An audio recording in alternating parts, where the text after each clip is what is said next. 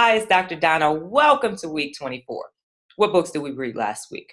Well, we read Get Anyone to Do Anything and my book, Real Leaders Wear Pink.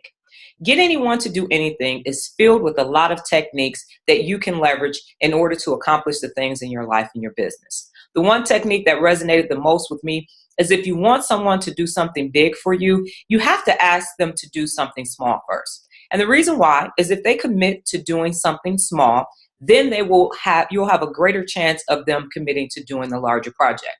For example, if you want someone to commit to doing a 6-month project with you, you don't go in and say, hey, I need you to work on the Johnson's project with me. It's going to take 6 months. Because in their mind, they're going to go, ooh, that's too long. I don't want to commit to doing a project that long. But if you ask for something smaller to say, hey, can you help me with this PowerPoint presentation that's due next week?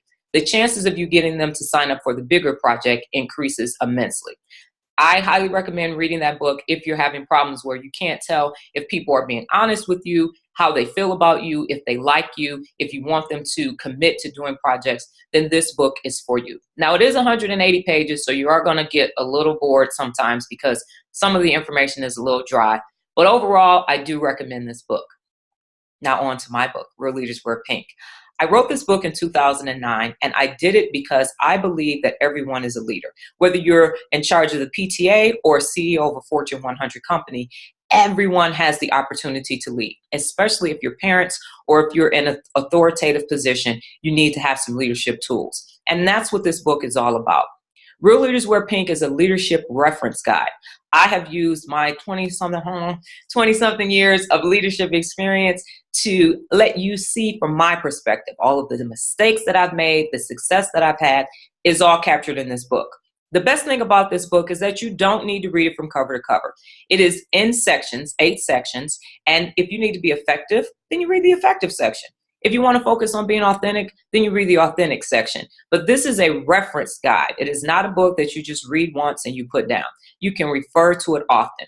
The good part, I've put exercises in there to help you think and get to your next level of leadership success.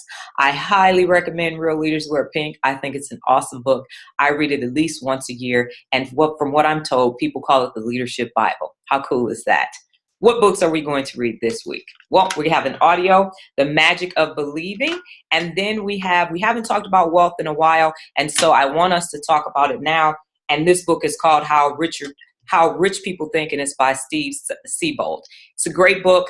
I've read it multiple times, and again, it's time for me to start reading it again this year.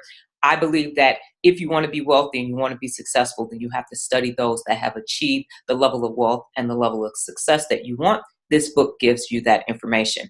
Again, sign up if you haven't. We are almost halfway through the process. I don't want you to be average. I want you to read more than one book a year. I know you can do it. 101, I knew it could be done. We are having so much fun. Have a super amazing week.